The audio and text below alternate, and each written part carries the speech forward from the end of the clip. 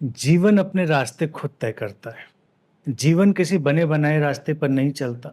हमेशा जीवन में कोई नई पॉसिबिलिटी, कोई नई संभावना रहती है।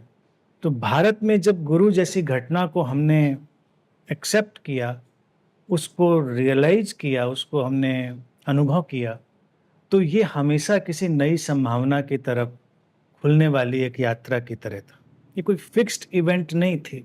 और अच्छी तरह से भारत में हम ये जानते रहे हैं कि गुरु कोई व्यक्ति नहीं होता, यानी कि व्यक्ति के माध्यम से कुछ प्रकट होता है, लेकिन एक व्यक्ति गुरु ऐसा नहीं होता। लेकिन यही विरोधाभास है।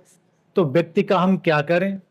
जिस माध्यम से प्रकट हुआ है वो भी सम्माननीय होता है, वो भी हमारे ग्रेटिट्यूड के लिए, अनुग्रह के लिए होता है, तो हम उसके लिए भी अपना ग्रेटिट्यूड पे करते हैं। और इस सारे खेल को समझते भी हैं कि हम उसको किसी सीमा में ना बांधें। सीमा में बांधेंगे तो दुर्घटना हो जाती है, जो कि कालांतर में जब बातें आगे बढ़ी तो यही दुर्घटना हो गई।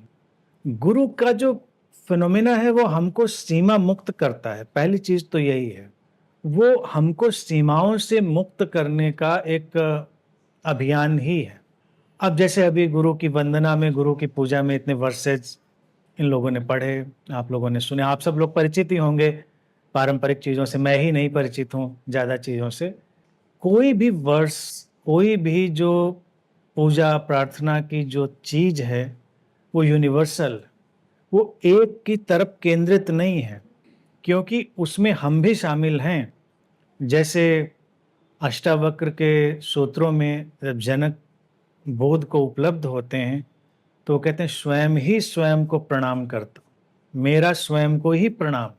गुरु के प्रति अभिभूत हैं, लेकिन वो जो घटना घटी वो कहते हैं स्वयं ही स्वयं को प्रणाम करता, क्योंकि कौन दूसरा और कौन पहला ये तो भेद रहता नहीं।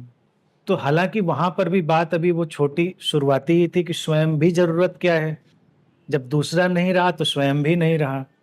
लेकिन फिर भी हमारा जीवन इतना खूबसूरत है और विरोधाभासी है कि फिर भी ये सब घटता है।